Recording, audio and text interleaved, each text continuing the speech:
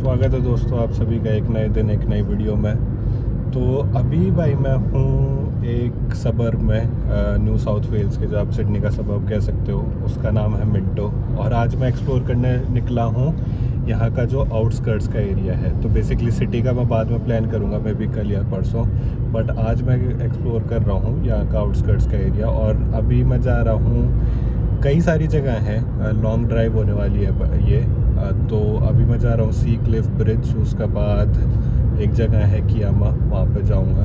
अच्छा, यहाँ पे अगर एक मैं आपको टिप देना चाहूँगा, अगर आप यहाँ पे आ रहे हो ना प्लान करने की भाई हमें सिडनी घूमने जाना है या फिर ऑस्ट्रेलिया घूमने जाना है, तो बेस्ट है आपके लिए कि आप अपनी गाड़ी रेंट करो।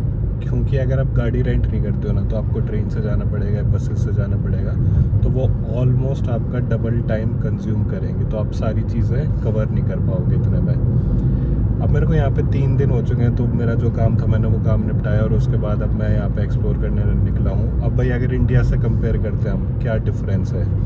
देखो, डिफरेंसेस तो बहुत सारे हैं। पहली बात तो सिंपल है कि ये देश एज़ कम्पेयर टू इंडिया काफ़ी साफ़ है, और उसमें सिर्फ इनकी सरकार रोल प्ले नहीं करती है, उसमें यहाँ के सिटीज़न भी रोल प्ले करते हैं कि मतलब वो लोग गंदगी नहीं करते हैं। जैसे अपने इंडिया में तो मतलब थोड़े से कैजुअल और गंदगी कर देते हैं। सेकंड चीज़ जो सबसे बड़ा डिफरेंस है वो है कि हर कोई, मतलब मैक्सिमम लोग यहाँ पर ट्रैफिक रूल्स को फॉलो करते हैं, थोड़ा सा अवॉइड करते हैं लोग ब्रेक करना। कुछ लोग होते हैं जो हर जगह होते हैं जो ऐसा कर देते हैं, बट जनरली 95 to 98% लोग प्रॉपर ट्रैफिक रूल्स को फॉलो करते हैं और प्रॉपर अपना लेन में चलना, या फिर राउंड अबाउट में राइट वालों को प्रेफरेंस देना, या फिर जो भी होता है वो चीज़ करते हैं। तीसरी चीज़ भाई यहाँ पे है ना, मस्त ये थोड़ी सी वो है, अगर आप कभी प्लान कर रहे हो आने का, लेट्स से आपने डिसाइड किया कि भाई हम जाएंगे सिडनी में, वहाँ पे पढ़ाई करेंगे और वो सब, तो भाई यहाँ पे है ना, नो डाउट इन दैट महंगाई काफ़ी हो रखी है। स्पेसिफिकली घरों की आपके रेंट बहुत ज़्यादा है। अगर आप खुद का घर लेते हो तो आपको नॉर्मल घर भी, जो कि बिल्कुल आउटस्कर्ट्स होगा, सिटी सेंटर से दूर होगा, मे बी 40 किलोमीटर 50 किलोमीटर, वो आपको ईजिली $1 मिलियन के आसपास मिलेगा। उससे नीचे कुछ मिलना तो आप भूल ही जाओ। अगर उससे कुछ मिलेगा नीचे तो वो बहुत ज़्यादा छोटा होगा, पता नहीं लोगों को प्रेफरेंस होगी कि नहीं। और जैसा कि आपको पता है भाई, ऑस्ट्रेलियन गवर्नमेंट है ना, स्ट्रिक्ट होती जा रही है स्किल माइग्रेशन के ऊपर। तो इंडिया में जैसे कि स्किल माइग्रेंट, या फिर अगर हम स्किल्स वाले लोगों की बात करें, तो वहाँ पे ज़्यादातर होते हैं भाई जो MBAs हैं, या फिर जो IT में काम करते हैं, ये जो ऐसे प्रोफेशनल जॉब्स हैं। यहाँ पे स्किल माइग्रेंट्स में रिक्वायर्ड है, जो कि हमारी दूसरी टाइप की जॉब्स होती हैं, जिनको यहाँ पे लोग ट्रेडर्स बोलते हैं, या ऐसा कुछ बोलते हैं। उसमें क्या होता है ना, जैसे अपने प्लम्बर हो गए, कारपेंटर्स हो गए, ये जो घर बनाने वाले होते हैं, या फिर टाइल का जो काम करते हैं, इन लोगों की प्रेफरेंस यहाँ पे ज़्यादा है, क्योंकि पूरा देश अभी डेवलप कर रहा है। इनको ऐसे ही लोगों की ज़रूरत है। IT की यहाँ पे एक तरीके से थ्रेशोल्ड टच हो चुकी है ऑलरेडी।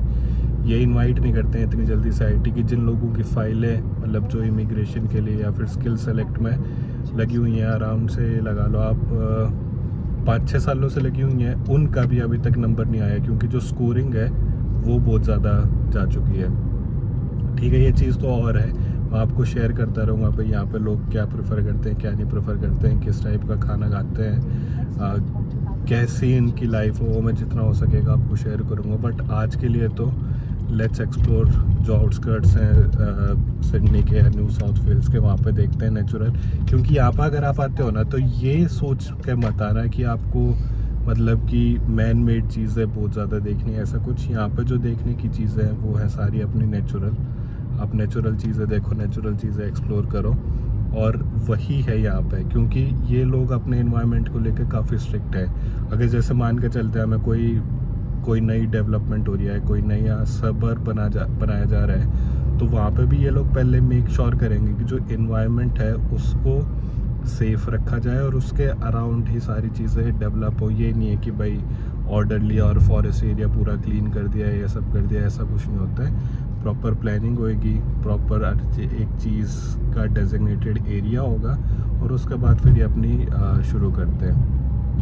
एंड अगेन यहाँ पे भाई लोग हैं ना बहुत ज़्यादा ट्रैफिक रूल्स को फॉलो करते हैं। अपनी तरह नहीं है कि मतलब जहाँ पे मन किया वहाँ पे घुसा दिया, ऐसा प्रॉपर साइंस है, फॉलो करते हैं और करते हैं अभी। हाँ, और आज एक और चीज़, आज है 31 अगस्त और almost all over the Australia जितने भी यहाँ पे मतलब सिटीज़ हैं, आप लगा लो सिडनी का सिटी सेंटर लगा लो, मेलबर्न का सिटी सेंटर लगा लो, वहाँ पे क्या है ना एंटी इमिग्रेंट्स प्रोटेस्ट चल रहे हैं, जो कि काफ़ी स्ट्रेंज चीज़ है। बिकॉज यहाँ पे जो एक्सपर्ट्स हैं, यहाँ की जो गवर्नमेंट है, या फिर आप लगा लो जो यहाँ के थोड़े से इंटेलेक्चुअल लोग हैं, वो भी ये कहते हैं कि भाई ये जो प्रोटेस्ट हो रहे हैं ना इमिग्रेंट्स के खिलाफ, ये एक नंबर की बेवकूफ़ी है। क्योंकि सबको पता है ऑस्ट्रेलिया की इकोनॉमी को फ्यूल करने में इमिग्रेंट्स बहुत बड़ा रोल प्ले करते हैं। वो लोग यहाँ पर आते हैं, हाई पेइंग जॉब्स लेते हैं, टैक्स पे करते हैं गवर्नमेंट को, और उसी से गवर्नमेंट इनकी चलती है या काम करती है। अब और मेरे को जो यहाँ पे रिसोर्सेज से पता चला ना, मैंने जब कुछ लोगों से बात करी, ये थोड़ा सा शॉकिंग है। एंटी इमिग्रेंट्स या फिर एंटी इमिग्रेंट जो प्रोटेस्ट होने वाले हैं, वो भी वो लोग कर रहे हैं जो खुद इलीगल तरीके से यहाँ पर आके बसे हुए हैं, जो जहाँ पे खुद उनको गवर्नमेंट सपोर्ट कर रही है कि भाई हाँ तुम लो, हमसे सपोर्ट लो और यहाँ पर रहो। तो ऐसे लोग यहाँ पर प्रोटेस्ट कर रहे हैं जिसका कोई सेंस नहीं बनता। और मतलब इनका काफ़ी ज़्यादा हेट है उन लोगों का दूसरी कम्युनिटीज़ के लिए, बीट इंडियंस हो गए, बीट कोरियन हो गए, चाइनीज़ हो गए। तो ये बड़ी अजीब सी चीज़ है। मतलब आई डोंट नो ऐसा क्यों हो रहा है, बट अभी हो रहा है यहाँ पे। हालांकि गवर्नमेंट कहती है कि भाई हम इसमें बिल्कुल भी इन्वॉल्व नहीं है और ना हमें कोई इंटरेस्ट है इस चीज़ में। अगर कहीं पे भी रेसिज्म होता है, कहीं पे भी ऐसी एक्टिविटीज़ होती हैं, तो हम स्ट्रिक्ट एक्शन लेंगे। बट स्टिल लोग ये कह रहे हैं कि भाई हमारे देश को छोड़ कर जाओ, तुमने हर चीज़ पर वो कर लिया, ये कर लिया। ये खुद काम नहीं करते हैं। ये मतलब अभी पिछले कुछ सालों में ट्रेंड चेंज हुआ है कि जो यहाँ के लोकलाइट है वो काम करने लगे हैं। नहीं तो वो पहले काम नहीं करते थे, वो मतलब अपना थोड़ा बहुत किया, काम चल गया। बट जब से यहाँ पे दूसरी कम्युनिटीज़ इंक्रीज़ हुई ना, उन लोगों ने मेहनत करी, उन लोगों ने अपने घर लिए, उन लोगों ने हाई पेइंग जॉब पकड़ी, तो फिर इनको ऐसा लगने लग गया कि भाई ये हमारी जॉब खा रहे हैं। चलो ठीक है, इस टॉपिक पर तो हम बाद में बात करेंगे, बहुत कुछ है। अभी के लिए तो मैं आपको दिखाता हूँ रास्ते कैसे हैं। तो ऐसा कुछ है। अभी मेरे को ऑलमोस्ट लगेगा 19 मिनट, जहाँ से मैं निकला था वहाँ से था अराउंड 1.5 घंटा, तो 1 घंटे का सफ़र ऑलरेडी हो चुका है और 19 मिनट का और बाकी है। और जैसा मैंने गूगल पर पढ़ा भाई काफ़ी सुंदर जगह है, तो वहाँ पे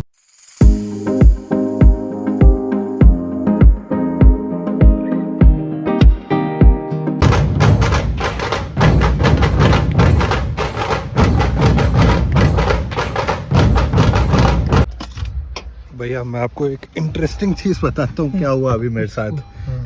मैं निकला था अपनी डेस्टिनेशन के लिए, जैसा मैंने आपको बताया था कि भाई मैं एक्सप्लोर करने जा रहा हूँ। तो रास्ते में एक इनका सबब आता है या फिर इलाके का नाम है जिसका नाम है हेलनबर्ग। तो हम वहाँ पे चले गए और हमने वहाँ पे देखा क्या, वहाँ पे ऑस्ट्रेलिया का सबसे पुराना हिंदू टेम्पल जो कि एस्टेब्लिश हुआ था 1985 में, श्री वेंकटेश्वर स्वामी का मंदिर। आप देख सकते हो यहाँ पे कितनी ज़्यादा भीड़ लगी हुई है। हालांकि वहाँ पर अंदर शूट करना अलाउड नहीं था, नहीं तो मैं अंदर से भी आपको शूट करके दिखाता। बट आज जो है, आज गणपति विसर्जन है और उसकी वजह से यहाँ पर बहुत ज़्यादा लोग आए हुए हैं। ज़्यादातर अपने मराठी कम्युनिटी के लोग हैं या फिर महाराष्ट्र के हैं, बट वैसे भी काफ़ी लोग आए हुए हैं। तो ये चीज़ यार मेरे को बड़ी ही सही लगी कि बिल्कुल आउटस्कर्ट्स में मंदिर बना रखा है, प्रॉपर पार्किंग स्पेस है यहाँ पर, ठीक है, खुली स्पेस है, आप यहाँ पर आ सकते हो और दर्शन कर सकते हो। मैं इंडिया में मतलब रहते हुए इतने साल हो गए, मैं इंडिया में ही मतलब अपना पैदा हुआ, आपको तो पता ही है। और इंटरेस्टिंग चीज़ ये है कि मैं वहाँ पे कभी वेंकटेश्वर स्वामी के मंदिर में नहीं जा पाया, और यहाँ पर ऑस्ट्रेलिया में आने के बाद और यहाँ पर आके मैं इस टेम्पल को देख रहा हूँ, विच इज़ सही बात है भाई, किस्मत आपको कहीं पर भी ले जा सकती है। मतलब अगर आप ये सोच रहे हो कि ऐसा नहीं होगा या वैसा होगा, यू नेवर नो कि कब आपके साथ क्या हो जाए। हम तो वैसे ही मुड़े थे देखने के लिए कि हाँ भाई ये भी एक सबर्ब है, बट जब यहाँ पर आकर देखा तो यहाँ पर तो पूरा मतलब मंदिर बना हुआ है बढ़िया। अगर आप ऑस्ट्रेलिया आते हो और स्पेसिफिकली सिडनी आते हो तो इस मंदिर में ज़रूर आना, बड़ा सही मंदिर है, देखने लायक जगह है, और मतलब इसके आसपास भी काफ़ी जगह है जिनको आप एक्सप्लोर कर सकते हो। तो श्री वेंकटेश्वर मंदिर से थोड़ा सा आगे चल के ना यहाँ पे एक जगह है जिसका नाम है स्टैनवेल पार्क, और ये पार्क क्या है बेसिकली, ये वोलोंगोंग एरिया में आता है, और यहाँ पे है बॉल्ड हिल ऑब्जर्वेशन डेक। अब यहाँ से ऑब्जर्वेशन क्या करनी है मैं दिखाता हूँ आप लोगों को।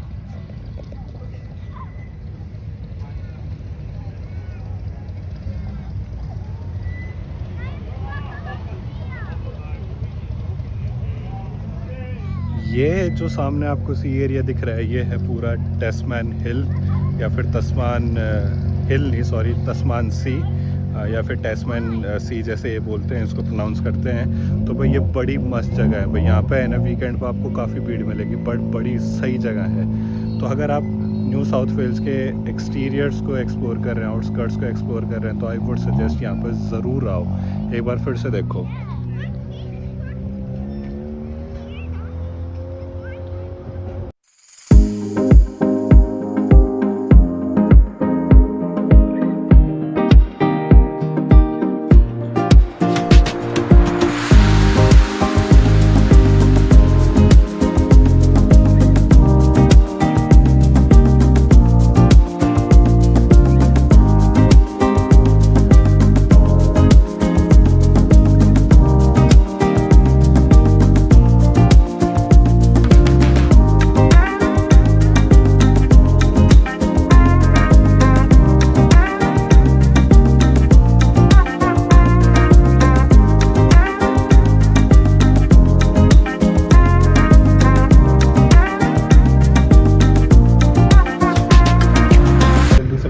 न्यू साउथ वेल्स के बारे में। तो न्यू साउथ वेल्स ऑस्ट्रेलिया के ईस्ट कोस्ट पर बेस्ड है, और इसकी बाउंड्री जो है विक्टोरिया स्टेट के साथ, और एक बाउंड्री पे इसके है टस्मान सीज, या फिर आप कह सकते हो तस्मान समुद्र। इसकी जो कैपिटल सिटी है वो है सिडनी। इस न्यू साउथ वेल्स स्टेट की टोटल पॉपुलेशन है around 8.5 million. Out of that interestingly almost 5.5 million लोग, 5.5 मिलियन लोग सिर्फ ग्रेटर सिडनी एरिया में रहते हैं। इसी वजह से सिडनी थोड़ी सी expensive plus I mean top cities मानी जाती है, और इसलिए वहाँ सिडनी की growth as compared to other cities बहुत ज़्यादा है। इसमें एक चीज़ नोट करने की बात है, मैंने इस पर से थोड़ा सा रिसर्च किया और मेरे को पता चला यहाँ की जो पर कैपिटा इनकम है ना, न्यू साउथ वेल्स की बात करें या फिर सिडनी, ग्रेटर सिडनी, मतलब यहाँ की जो एवरेज पर कैपिटा इनकम है वो है 75,000 Australian dollars, which is very high. इसलिए इस जगह पे या फिर इसलिए इस एरिया में आप अगर घरों के प्राइसेस देखोगे तो हाई हैं, आपकी लिविंग कॉस्ट हाई हो जाती है, और इसलिए लोग प्रेफर करते हैं कि वो सेंटर जो है सिटी का, सिडनी का जो सेंटर है उसमें ना रह के थोड़ा सा आउटस्कर्ट्स में रहते हैं। जैसे यहाँ के आसपास मतलब सबर्ब्स होते हैं, फिर दूसरी सिटीज़ होती हैं, जैसे कि एक वोलोंगोंग एक सिटी है जहाँ पे मैं करंटली हूँ। अब वो भी काफ़ी बड़ी सिटी है, काफ़ी पॉपुलस है, बट वो इतनी पॉपुलर नहीं है अगर हम उसको कंपेयर करते हैं सिडनी के। सिडनी की एक और ख़ास बात जो है वो बेसिकली ऑस्ट्रेलिया का एजुकेशन हब भी है आफ्टर मेलबर्न में एज़ कम्पेयर टू ज़्यादा यूनिवर्सिटीज़ हैं, बट कुछ टॉप यूनिवर्सिटीज़, वर्ल्ड की टॉप यूनिवर्सिटीज़ सिडनी में भी हैं। तो अगर आप कभी प्लान करते हो ना कि भाई मेरे को ऑस्ट्रेलिया एक्सप्लोर करना है, और जैसे मैंने आपको पहले बताया, तो बेस्ट तरीका एज़ अमन अगर हम इंडियन से देखें तो आप अपनी कार रेंट करो और उसके थ्रू घूमो, ताकि आपका ज़्यादा टाइम भी वेस्ट ना हो। और वही यहाँ पर राइट हैंड मतलब स्टेयरिंग होता है गाड़ी का, और लेफ़्ट हैंड ड्राइविंग होती है, जो भी है वो है। तो इट्स सिमिलर टू इंडिया। हाँ, बस थोड़े से ये है कि आपको यहाँ पर ट्रैफिक रूल्स पता होने चाहिए जिससे आपको प्रॉब्लम ना हो, आपके चलान वलान ना हो। उसके अलावा यहाँ पर गाड़ी से ट्रैवल करना या फिर गाड़ी रेंट पे लेकर करना है फॉर अ सोलो ट्रैवलर, वो बहुत सही रहता है, स्पेशली जब आपको सिटी से बाहर एक्सप्लोर करना हो। अगर आप सिर्फ सिटी को एक्सप्लोर करना चाहते हो तो आप यहाँ से अपने बसेस या ट्रेन से भी कर सकते हो सिटी के अंदर। बट अगर सिटी के बाहर जाना है तो प्रिफर्ड वे ऑफ ट्रैवलिंग है अपना गाड़ी से ही करना है, क्योंकि वो ज़्यादा convenient and less time consuming होता है। मिनटों से ऑलमोस्ट 1 घंटे 45 मिनट की ड्राइव करके मैं पहुँच गया हूँ कियामा ब्लो होल। अब मैं बताता हूँ इस चीज़ के बारे में। कियामा बेसिकली इनका एक टाउन है, ठीक है। और यहाँ पे जो ब्लो होल है मैं आपको आगे दिखाऊंगा। कोस्टल एरियाज़ में मतलब जो वो ब्लो होल है वो दुनिया का सबसे बड़ा ब्लो होल है। मतलब कि उसमें से कई बार पानी 30 मीटर ऊपर तक निकलता है, जो कि दुनिया में सबसे ज़्यादा है या सबसे लार्जेस्ट है। अब बेसिकली ये क्या होता है, एक नेचुरल फिनोमिना होता है कि भाई समुद्र में पानी है और वो पानी जैसे वेल ऊपर फेंकती है, उसी तरह का कुछ कॉन्सेप्ट और वो पानी ऊपर फेंका जाता है। तो ये दुनिया का सबसे बड़ा ब्लो होल है, सिर्फ ऑस्ट्रेलिया का नहीं दुनिया का। यहाँ पे एक छोटा ब्लो होल भी है, तो आप उससे मत कंफ्यूज हो जाना, आप बड़े वाले पाना। अभी मैं आपको लेकर चलता हूँ ब्लो होल, और ऐसा कुछ ये इलाका दिखता है। ये देखो भाई, अब इंडिया की टूरिस्ट प्लेसेस और ऑस्ट्रेलिया की टूरिस्ट प्लेसेस में एक सबसे बड़ा जो फ़र्क है वो ये है कि देखो दुकानें तो अपने इंडिया में मिलती है, वो है यहाँ पे जो पब्लिक एमिनिटीज़ हैं। पब्लिक एमिनिटीज़ यहाँ पे हर जगह मिलेंगे आपको।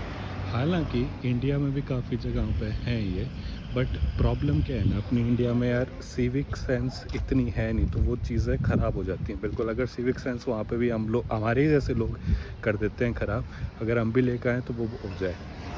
ये मैप लगा हुआ है कि हम कोस्ट वॉक का, ये पूरा इसमें दे रखा है डिटेल्स, ठीक है। ब्लो होल दे रखा है। ये हमारा पूरा मैप हो गया कि कहाँ से वॉक शुरू है। यहाँ से वॉक शुरू होती है, यहाँ से शुरू होते होते होते होते होते होते ये यहाँ पर पूरी वॉक फिनिश होती है।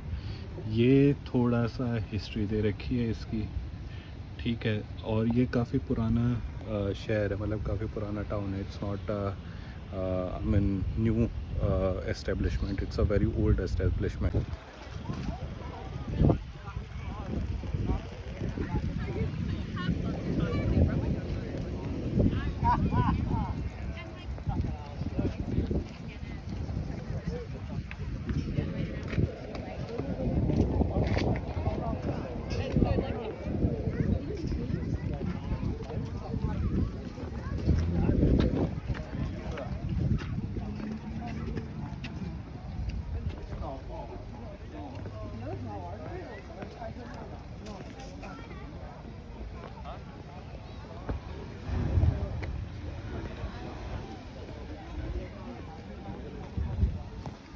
कोई पार्किंग से है ना 2 मिनट की वॉक करके आप यहाँ पे कियामा ब्लो होल पे पहुँच जाओगे। और मैं अभी आपको दिखाता हूँ वो ब्लो होल बेसिकली है क्या। आपको थोड़ा सा वेट करना पड़ेगा क्योंकि ये रेगुलरली नहीं होता है, बीच बीच में आता है।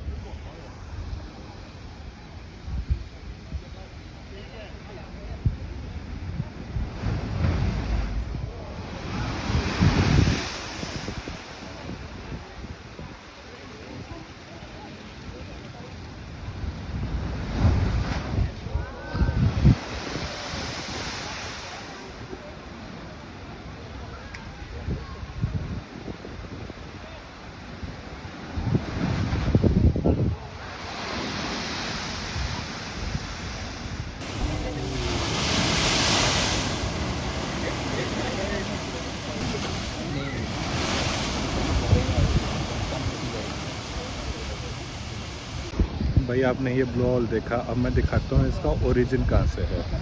थोड़ा सा आगे आप चलोगे ना, वहाँ से वो बेसिकली उस पॉइंट से थोड़ा सा आगे आप आगे चल रहे होगे तो ये है उस ब्लो होल का ओरिजिन। यहाँ से पानी अंदर घुसता है, तो वहाँ से ब्लो होल में से पानी निकलता है। अब इसमें एक और मैंने इंटरेस्टिंग इसका फैक्ट पढ़ा कि कई बार क्या होता है ना, टाइड जब आई होती है ना, इतना ज़्यादा पानी आ जाता है एक ही ब्लो में कि जो इसकी, जैसे मैंने पहले बताया कि जो हाइट होती है वो ऑलमोस्ट 30 मीटर पहुंच जाती है, और सिर्फ एक ब्लो में ऑलमोस्ट 50 to 100 लीटर से पानी बाहर निकाल कर फेंक देता है, विच इज़ रियली गुड। यहाँ से देखकर आपको ऐसे काफ़ी मज़ेदार लग रहा होगा, बट ये स्केरी भी है।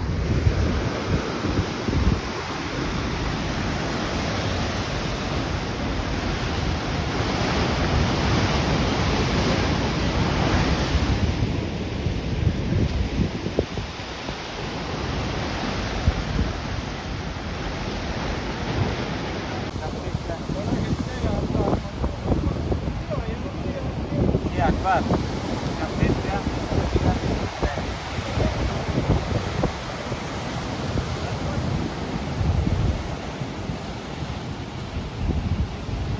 इसके एंड पॉइंट को पहुंच जाते हो जहाँ पे मतलब बिल्कुल आप समुद्र के पास होते हो और ये ऐसा कुछ होता है। अब मैं दिखाता हूँ यहाँ पे एक इंटरेस्टिंग चीज़। ये देखो यहाँ पर जिनको नहाना है उनके लिए अलग से स्विमिंग पूल बना रखा है। आप आओ, इसमें प्रॉपर ग्रिल्स लगी हुई हैं। ये खतरा भी नहीं कि आप समुद्र में लहरों के साथ बह जाओगे। इस पूल में नाओ और चले जाओ। तो भाई ये जो सिस्टम इन्होंने कर रखा है ना अपने टूरिस्ट के लिए, बहुत सही चीज़ है। ये ऐसी देखो, जैसे ये बेंचेस हैं, आग लगी हुई है हट के साथ, और आप देखोगे यहाँ पे लोग अपनी पिकनिक बना रहे हैं फैमिलीज़ के साथ। तो आप यहाँ पर आकर बैठ कर खाना वाना खा सकते हो, बिल्कुल समुद्र को देखते हुए, समुद्र का मज़ा लेते हुए। सामने बिल्कुल समुद्र है जिसमें काफ़ी बढ़िया लहरें उठ रही हैं। तो भाई यहाँ पर आना तो वर्थ है, बिल्कुल आना चाहिए, देखना चाहिए, एक्सप्लोर करना चाहिए। ठीक है, हाँ बस एक चीज़ का ध्यान रखो भाई, टाइम का, क्योंकि है ना काफ़ी आउटस्कर्ट्स में है, तो हर एक चीज़ में यहाँ तक आने में भी टाइम लगता है। तो ऐसा नहीं है कि आप मतलब ट्रेन बस पकड़ के आप आ सकते हो, बट उसमें 4-4.5 घंटे लग जाएंगे।